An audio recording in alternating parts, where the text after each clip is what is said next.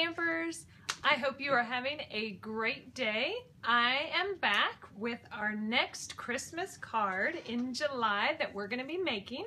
We're going to be using the Festival of Trees stamp set to make this cute Christmas card. Now, if you haven't watched the first video yet, the first card I did use the Every Blessing, and I just love starting my Christmas cards in July. I don't know, I guess I need to have lots of time to stamp, prepare, make cards, have them on hand and ready to go for Christmas. So this was our first one. So if you haven't seen that yet, be sure and look in the description box below. There's a direct link to this card. Today we're going to make this card, and our next project that many of you have been asking about is this cute Christmas bag, this little cute Christmas tote. I'm going to show you how to put that together. And then our final project for the Christmas in July is this cute gift card holder card. Isn't that fun? So stay tuned and let's get started with our next Christmas in July card. All right, let's get started by just sharing with you a moment what the stamp set looks like. And the coordinating tree punch is so cute. I just love all these little Christmas trees in the set. And the fact that you can punch them out quickly and easily with that punch is sure handy. So let me show you what papers and cardstocks you're going to need for this card. The base is just a real red piece of cardstock, and it's 11 inches by 4 1/4, scored in the middle, so you can just easily fold that in half. This piece of designer paper, it's so hard sometimes with designer paper because it's double-sided, and I love both sides. But this paper is from the Merry Moments Designer Series paper stack. And I just wanted to take a minute and show you some of the other prints. I mean, they're so cute. And like I said, it's so hard sometimes to decide which side to use because both sides have such great design and color on them. But this is from the Merry Moments paper. And then what I did is the ovals, I cut an oval out, one from Smoky Slate and one from Whisper White, using the ovals collection of framelits.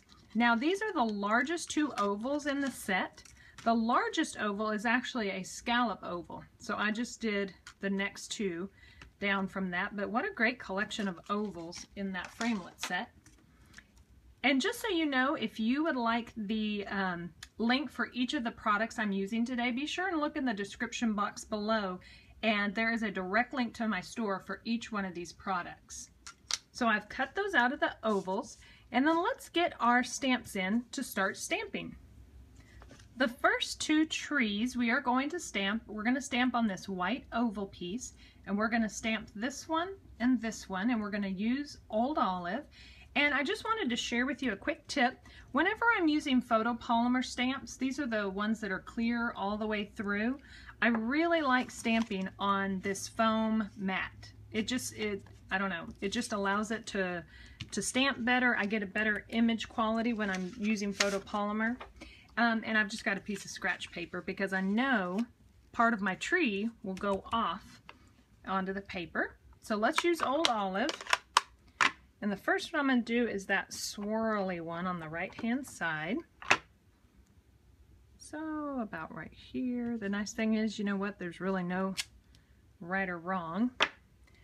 And honestly, I could take the stamp off and put on the next stamp, but I had enough clear blocks, so I just stuck them on their own clear block, so you didn't have to watch me peel one off and add another. Now I'm going to put this one just down and to the left a little bit, like that. And now we're going to get our real red and our other image, because we are going to stamp the red tree next on a scratch piece of paper. All right, I've got my scratch piece of paper in view. We're going to use real red. Just want to ink that up. Now I'm going to go right to the center, like so. And be sure you noticed I did get some ink on the edge.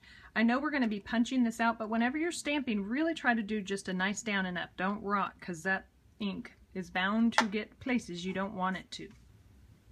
So let's go ahead and punch our tree out using our tree punch. Now I want to show you something. You'll notice when I put my paper in and push it down as far as it'll go, it still isn't low enough. If you ever have that happen, just grab your scissors, cut off a little bit of that. Just means I stamped a little higher and I could have gone lower to the edge. And now we can get that to fit just right. So let me line that up. Punch out that guy. Now while I have my red ink out, I do want to add our sentiment, like this, a merry little wish. And this is where a light stamping hand comes in handy. You really want to just ink it up, but then be just nice and gentle, a nice easy down and up when you go to stamp. There we go. That looks pretty good. Now that I've got everything stamped and ready to go, let's start assembling our card. First, oh, I don't think I told you. The measurements for this piece of designer paper is 4 inches, actually more like 4 1/8 by 5 1/8, because I wanted there to be just a really tight border of red. So it's a pretty big piece of designer paper for our background. Oh. Let's just keep wanting to stick to it. So it's more like 4 1/8 by 5 1/8. See, when you put it on there, there's just a little bit of red around it. Like that. So now I'm going to go ahead and adhere the smoky slate oval to it. And then any of the pieces that have dimensionals and stuff on, I always tend to add last because it's harder if something has that bulk under it. So we add the oval. And our Christmas tree, I did put a few dimensionals on it. So we'll put that on there so he'll stand up nice and tall. And then our little star, I punched that out from silver glimmer paper using the star punch that's part of the Itty Bitty Punches pack. And again, the links for all the products are in the description box below. I'm just taking a glue dot and sticking the glue dot to the back of that star, and on my thumb apparently. That's funny. But then all I'm going to do is that one area that has the glue dot, I stick it on there. Pull it up a little bit. There we go. There you have it. Another fun, quick, and cute Christmas card as part of our Christmas in July.